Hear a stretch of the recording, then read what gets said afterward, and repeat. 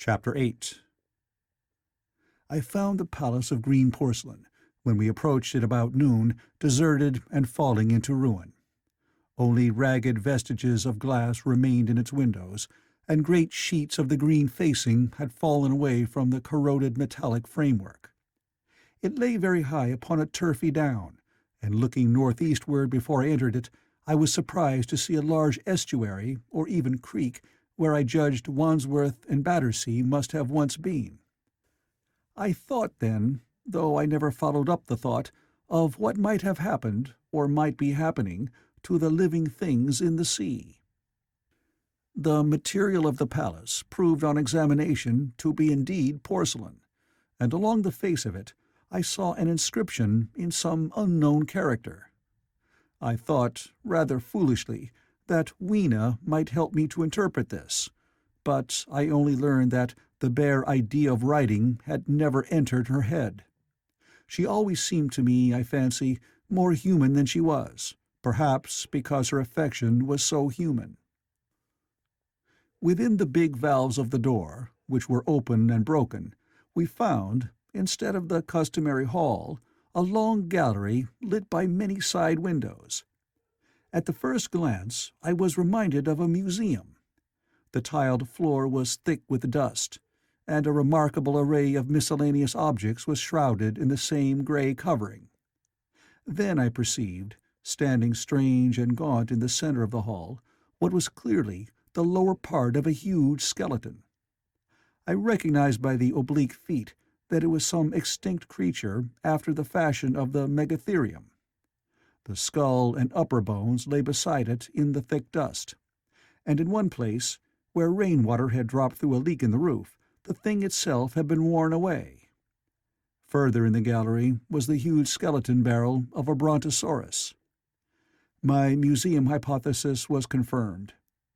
Going towards the side, I found what appeared to be sloping shelves, and clearing away the thick dust, I found the old familiar glass cases of our own time. But they must have been air-tight, to judge from the fair preservation of some of their contents. Clearly, we stood among the ruins of some latter-day South Kensington. Here, apparently, was the paleontological section, and a very splendid array of fossils it must have been, though the inevitable process of decay that had been staved off for a time, and had, through the extinction of bacteria and fungi, lost 99/100ths of its force, was nevertheless with extreme sureness, if with extreme slowness, at work again upon all its treasures. Here and there I found traces of the little people in the shape of rare fossils broken to pieces, or threaded in strings upon reeds. And the cases had in some instances been bodily removed, by the Morlocks as I judged. The place was very silent. The thick dust deadened our footsteps. Weena, who had been rolling a sea urchin down the sloping glass of a case, presently came as I stared about me and very quietly took my hand and stood beside me. And at first I was so much surprised by this ancient monument of an intellectual age that I gave no thought to the possibilities it presented. Even my preoccupation about the time machine receded a little from my mind. To judge from the size of the place, this palace of green porcelain had a great deal more in it than a gallery of paleontology, possibly historical galleries. It might be even a library. To me, at least in my present circumstances, these would be vastly more interesting than this spectacle of old-time geology in decay. Exploring, I found another short gallery running transversely to the first. This appeared to be devoted to minerals, and the sight of a block of sulphur set my mind running on gunpowder. But I could find no saltpeter. Indeed, no nitrates of any kind. Doubtless they had deliquesced ages ago. Yet the sulphur hung in my mind, and set up a train of thinking. As for the rest of the contents of that gallery, though on the whole they were the best preserved of all I saw, I had little interest. I am no specialist in mineralogy, and I went on down a very ruinous aisle running parallel to the first hall I had entered. Apparently This section had been devoted to natural history, but everything had long since passed out of recognition. A few shriveled and blackened vestiges of what had once been stuffed animals, desiccated mummies in jars that had once held spirit, a brown dust of departed plants, that was all. I was sorry for that, because I should have been glad to trace the patent readjustments by which the conquest of animated nature had been attained. Then we came to a gallery of simply colossal proportions, but singularly ill-lit, the floor of it running downward at a slight angle from the end at which I entered. At intervals, white globes hung from the ceiling, many of them cracked and smashed, which suggested that originally the place had been artificially lit. Here I was more in my element, for rising on either side of me were the huge bulks of big machines, all greatly corroded and many broken down, but some still fairly complete. You know, I have a certain weakness for mechanism, and I was inclined to linger among these, the more so as for the most part they had the interest of puzzles, and I could make only the vaguest guesses at what they were for. I fancied that if I could solve their puzzles, I should find myself in possession of powers that might be of use against the Morlocks. Suddenly Weena came very close to my side, so suddenly that she startled me. Had it not been for her, I do not think I should have noticed that the floor of the gallery sloped at all. Footnote: it may be, of course, that the floor did not slope, but that the museum was built into the side of a hill. Editor. The end I had come in at was quite above ground, and was lit by rare, slit-like windows. As you went down the length, the ground came up against these windows, until at last there was a pit, like the area of a London house before each, and only a narrow line of daylight at the top. I went slowly along, puzzling about the machines, and had been too intent upon them to notice the gradual diminution of the light, until Weena's increasing apprehensions drew my attention. Then I saw that the gallery ran down at last into a thick darkness. I hesitated, and then, as I looked round me, I saw that the dust was less abundant and its surface less even. Further away towards the dimness, it appeared to be broken by a number of small, narrow footprints. My sense of the immediate presence of the Morlocks revived at that. I felt that I was wasting my time in the academic examination of machinery. I called to mind that it was already far advanced in the afternoon, and that I had still no weapon, no refuge, and no means of making a fire. And then, down in the remote blackness of the gallery, I heard a peculiar pattering, and the same odd noises I had heard down the well. I took Weena's hand. Then, struck with a sudden idea, I left her and turned to a machine from which projected a lever not unlike those in a signal box. Clambering up the stand and grasping this lever in my hands, I put all my weight upon it sideways. Suddenly Weena, deserted in the central aisle, began to whimper. I had judged the strength of the lever pretty correctly, for it snapped after a minute's strain, and I rejoined her with a mace in my hand, more than sufficient, I judged, for any Morlock skull I might encounter. And I longed very much to kill a Morlock or so. Very inhuman, you may think, to want to go killing one's own descendants. But it was impossible, somehow, to feel any humanity in the things. Only my disinclination to leave Weena, and a persuasion that if I began to slake my thirst for murder, my time machine might suffer, restrained me from going straight down the gallery and killing the brutes I heard. Well, mace in one hand and Weena in the other, I went out of that gallery and into another and still larger one, which, at the first glance, reminded me of a military chapel hung with tattered flags. The brown and charred rags that hung from the sides of it I presently recognized as the decaying vestiges of books. They had long since dropped to pieces, and every semblance of print had left them. But here and there were warped boards and cracked metallic clasps that told the tale well enough. Had I been a literary man, I might, perhaps, have moralized upon the futility of all ambition. But as it was, the thing that struck me with the keenest force was the enormous waste of labor to which this somber wilderness of rotting paper testified. At the time, I will confess that I thought chiefly of the Philosophical Transactions and my own 17 papers upon physical optics.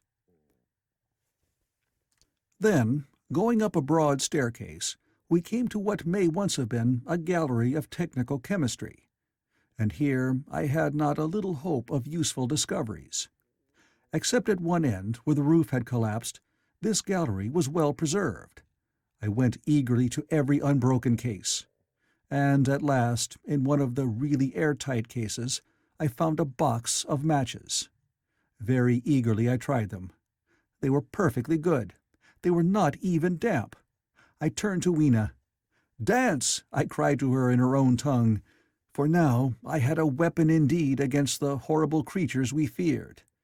And so, in that derelict museum, upon the thick soft carpeting of dust, to Weena's huge delight, I solemnly performed a kind of composite dance, whistling "The Land of the Leal" as cheerfully as I could.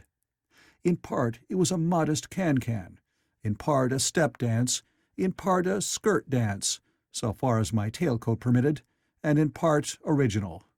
For I am naturally inventive, as you know. Now, I still think that for this box of matches to have escaped the wear of time for immemorial years was most strange. As for me, it was a most fortunate thing. Yet, oddly enough, I found a far unlikelier substance, and that was camphor. I found it in a sealed jar, that by chance, I suppose, had been really hermetically sealed. I fancied at first that it was paraffin wax, and smashed the glass accordingly. But the odor of camphor was unmistakable. In the universal decay, this volatile substance had chanced to survive, perhaps through many thousands of centuries. It reminded me of a sepia painting I had once seen done from the ink of a fossil belemnite that must have perished and become fossilized millions of years ago. I was about to throw it away, but I remembered that it was inflammable and burned with a good bright flame, was in fact an excellent candle, and I put it in my pocket. I found no explosives, however, nor any means of breaking down the bronze doors. As yet, my iron crowbar was the most helpful thing I had chanced upon. Nevertheless, I left that gallery greatly elated. I cannot tell you all the story of that long afternoon. It would require a great effort of memory to recall my explorations in at all the proper order. I remember a long gallery of rusting stands of arms, and how I hesitated between my crowbar and a hatchet or a sword. I could not carry both, however, and my bar of iron promised best against the bronze gates. There were numbers of guns, pistols, and rifles, and most were masses of rust, but many were of some new metal, and still fairly sound. But any cartridges or powder there may once have been had rotted into dust. One corner I saw was charred and shattered, perhaps, I thought, by an explosion among the specimens. In another place was a vast array of idols, Polynesian, Mexican, Grecian, Phoenician, every country on earth, I should think. And here, yielding to an irresistible impulse, I wrote my name upon the nose of a steatite monster from South America that particularly took my fancy. As the evening drew on, my interest waned. I went through gallery after gallery, dusty, silent, often ruinous, the exhibits sometimes mere heaps of rust and lignite, sometimes fresher. In one place I suddenly found myself near the model of a tin mine, and then, by the merest accident, I discovered, in an airtight case, 2 dynamite cartridges. I shouted, "Eureka!" and smashed the case with joy. Then came a doubt. I hesitated. Then, selecting a little side gallery, I made my essay. I never felt such a disappointment as I did in waiting 5, 10, 15 minutes for an explosion that never came. Of course, the things were dummies, as I might have guessed from their presence.